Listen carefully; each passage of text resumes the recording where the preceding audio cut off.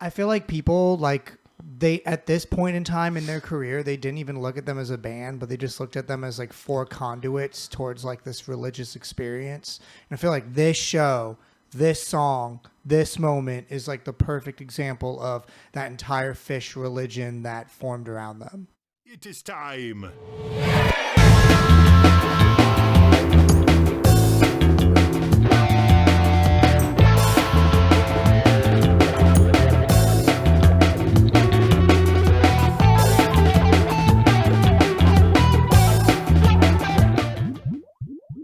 It's been 25 years since Phish did their famous, it's like a 2-day concert back in 1996 called Clifford Ball. It was in New York, and they're just releasing a 12 LP box set Oh my God. of this concert.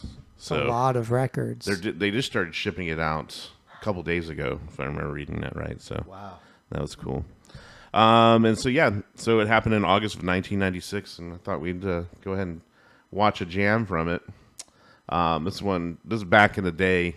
This was they did more constructed jams. It wasn't just free flow. It was more like note by note, and everybody expected them to hit every note, that kind of thing. And I always really liked that portion of their music because it's very, very intricately written and really, really musical. So check it out. It's Divided Sky from 1996. Phish here on Galaxy Jam Reacts. Let's check it out.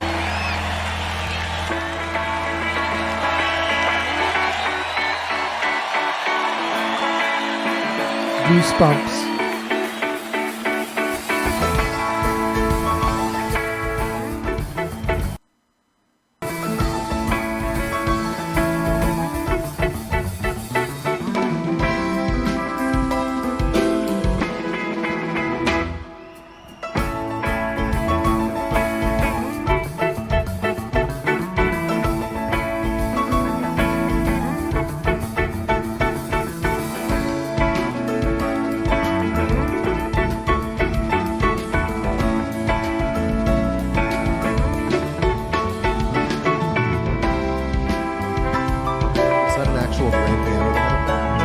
What was that? Is that an actual brain piano? Oh, yeah. Divided sky, the wind blows high. Divided sky, the wind blows high.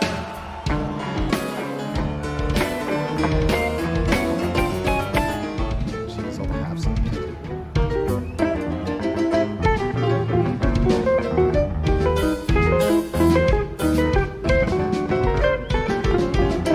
I mean, that's just crazy. It's like half steps everywhere. It's crazy. I love it. Yeah, it's truly such an iconic, nowadays tune. And I think it's really one of their signature tunes. I mean, I love it. This is one of my favorite things. I think I had a chance to catch it at Hampton to hear the song live, but I truly love it. And they're doing a great performance of this first introduction anyway. Just that classical music tone they have going through this section right here where it's just crazy. It's crazily written. It's almost cartoonish in a way. Yeah. Almost kind of has a little bit of that kind of weird cartoon sound to it, but I just really love what they're doing. It's sick. I rewound it just a little bit to hear that again.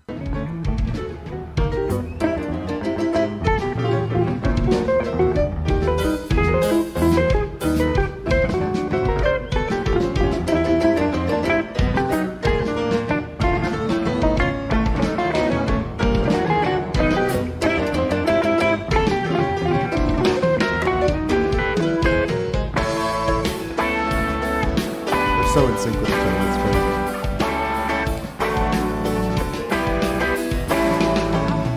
crazy. They graduated this whole move that they do on stage 2 on the trampolines later on. Are those on trampolines? No, they're just doing that. They're just jumping.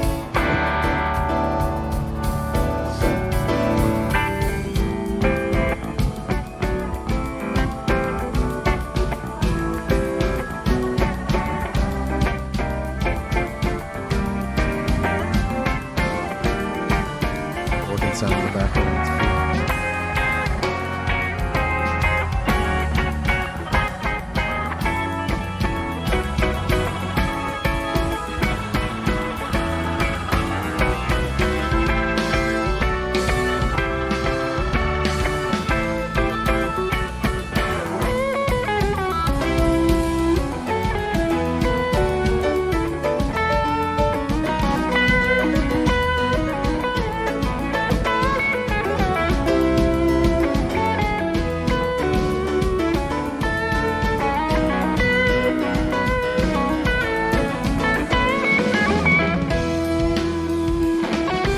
just love how like when you listen to them, a good thing to do is like listen to them many different times over and over again. But to hear how like the bass moves in throughout the guitar line plays with the bass line, and how they do that so well back then is just something Yeah, they really capture something like I love about them. straight up childlike wonder, with especially this composition. It sounds like, a baby seeing the light for the first time, or, it sounds so innocent and pure, and, they're about to get down to the nitty gritty. But before that, it's like this nice, open, psychedelic love fest, Yeah, and then it takes you into that weird kind of creepy realm with where are they going, right? With this buildup they're going into, and you're like, where are they going to end up? Yeah, exactly. And it kind of scares me a little bit, but then you'll see it kind of. It's like the beginning of a great epic journey. Yes, absolutely. It's so unpredictable too, but it sounds like they know exactly what they're doing. It's like a good mix of the two. Yeah.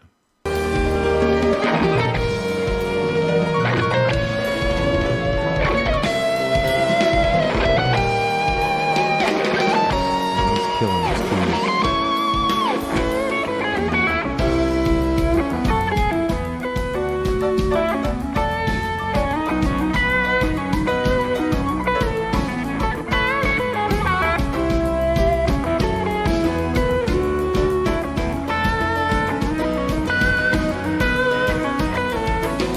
I love that guitar line. It's sick. They look so young. Oh, yeah.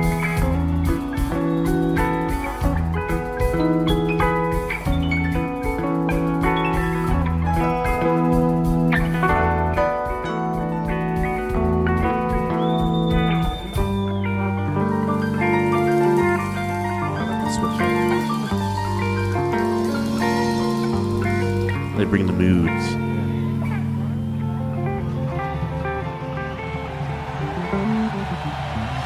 Crowd, wow. It was the first time they got like 70,000 people, I think. It's a big to do. This is spacey.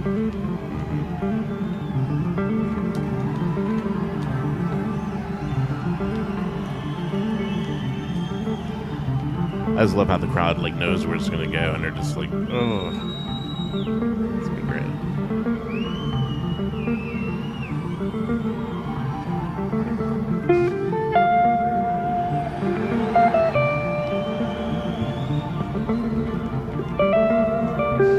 Oh, the guitar with the spacey pads. So cool.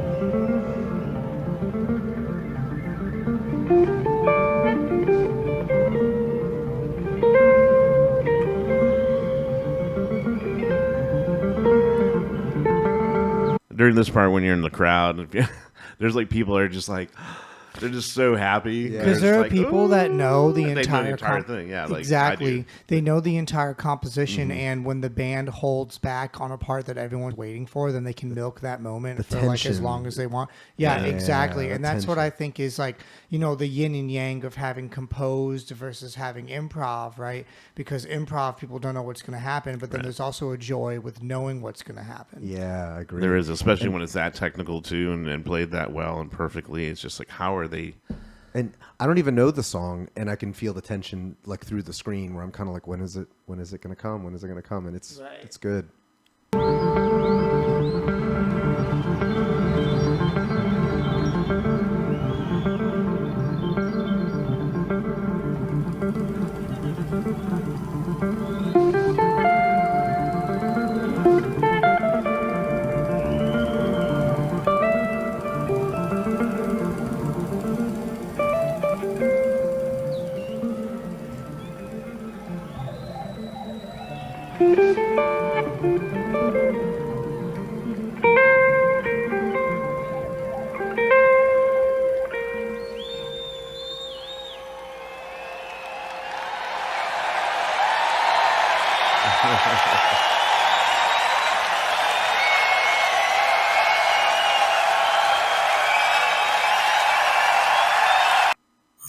Oh, what's that? Oh, come on, Fire. So you need a website. The song is so long.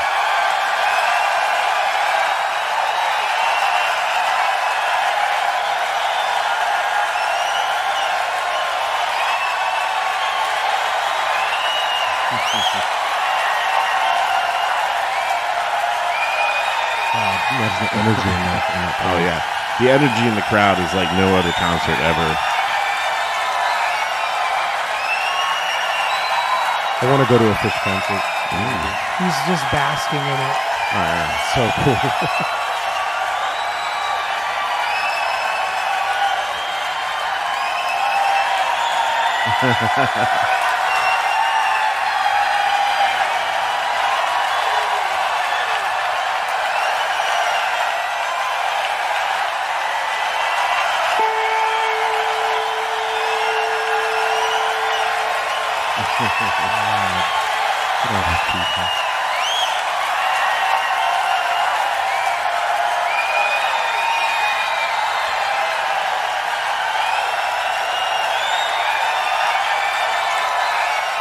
I like his custom built setup. I'm going to say that right here. Look at this. He's got his plywood pan, his speakers and everything he had back there. It's a pretty famous setup too, if you're into guitars and stuff like that. I feel like people like they at this point in time in their career they didn't even look at them as a band, but they just looked at them as like four conduits towards like this religious experience. And I feel like this show, this song, this moment is like the perfect example of that entire Phish religion that formed around them. Absolutely. That's so crazy.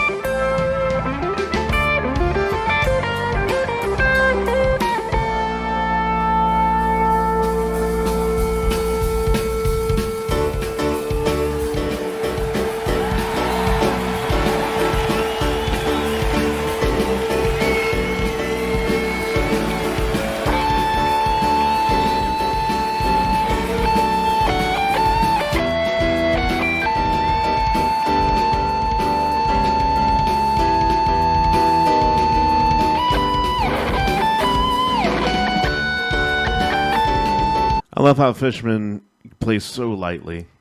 He controls the dynamics of that band. Like, yeah, it's insane. The drummer. Especially because like I felt like the entire time he was like disconnected yet connected at the same time, and then I realized it was just all four of them doing totally separate things, but intentionally.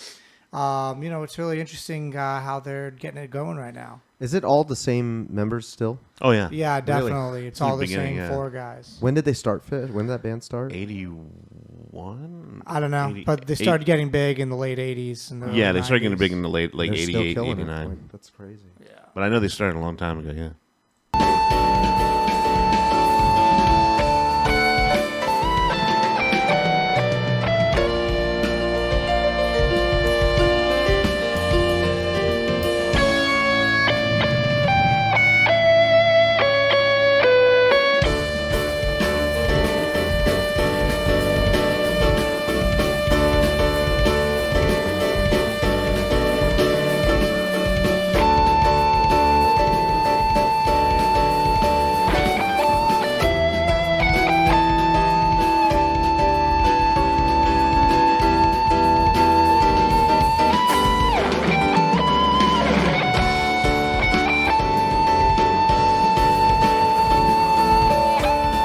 love how he does long holdouts over like a faster moving band underneath him. It's emotional.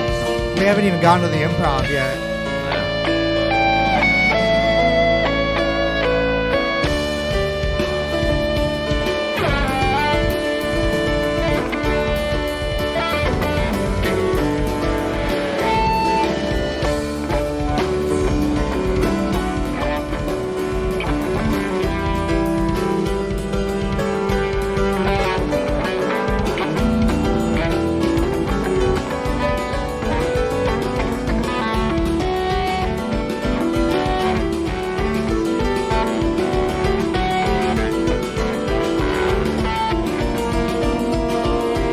That interplay from Page.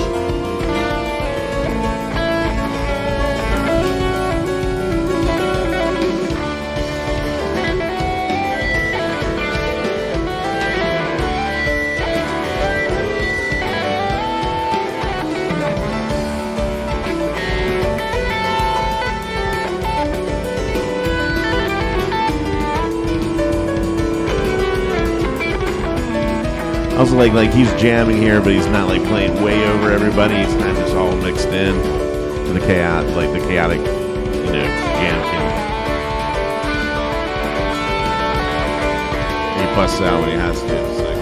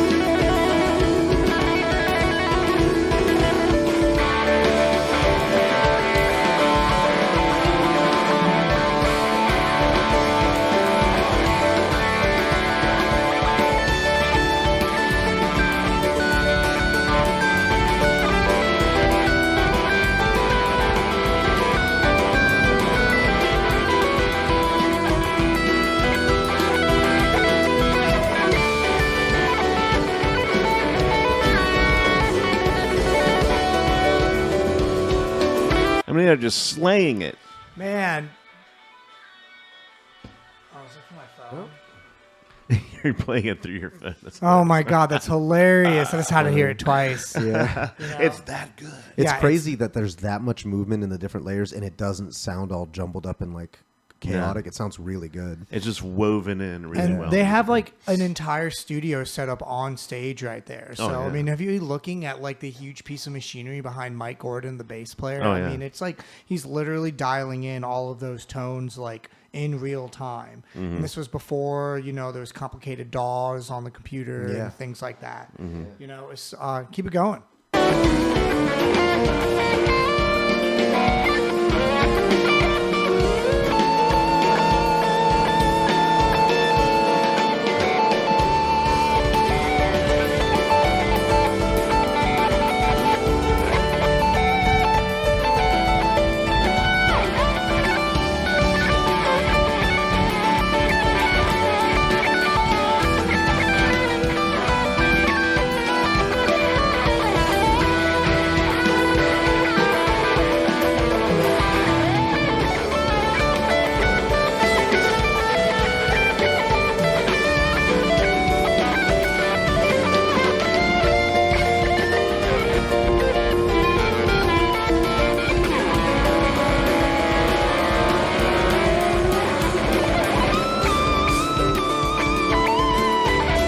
One thing I love when you see them in concert, they just like keep taking up to a level and they just keep giving it back to you. And you're just like, they'll keep doing it, man. As long as the crowd's like going nuts.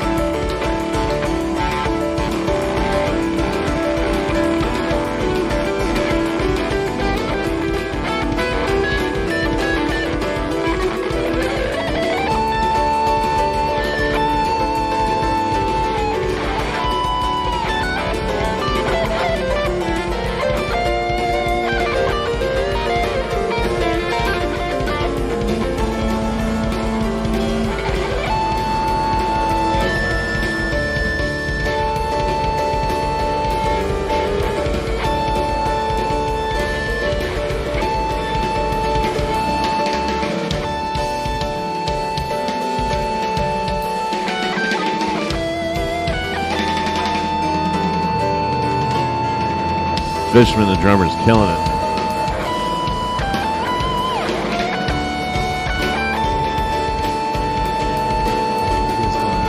What a treat. Yeah.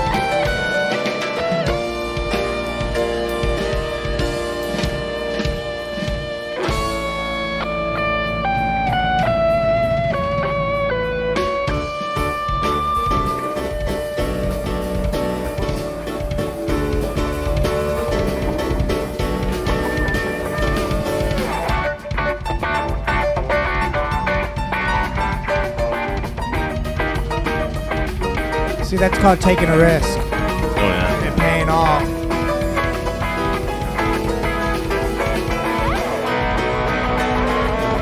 That dude is going the entire stand of the video.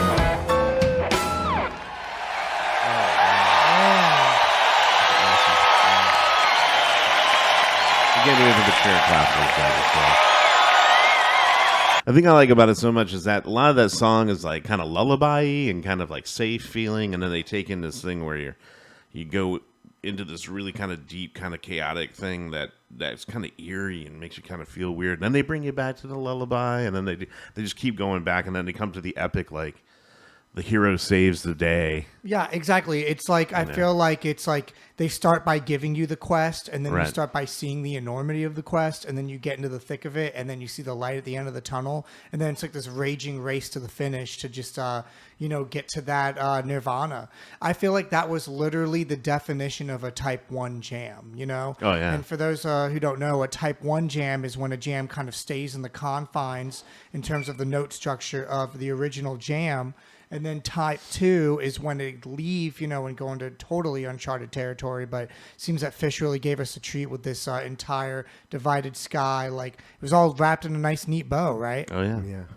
I love it. Told the story for sure. Yeah, and I think that it's songs like this that it's making me understand why some people dropped their entire life to just go on tour with them and leave, their belongings and their jobs and the friends and their family behind, and just go on this pilgrimage on Phish tour. And I can see why people would do that. Oh, and just the energy that you receive off the crowd when you're there. It's like literally, I've been to so many concerts, and there's like no other concerts. It's a crazy phenomenon. As somebody who's never been to a Phish concert, it's a crazy phenomenon that I'm learning now that just people will drop everything in their lives to just follow them, and that's crazy. I've known people who do it. Yeah, that's crazy. Hey, what's up, guys? It's Kai here with Galaxy Jams. I hope you enjoyed that React video. If you didn't know, we live stream a music improv show every single Tuesday, and we'd love to have you there. But if you want to hear what we sound like, just give us 30 seconds.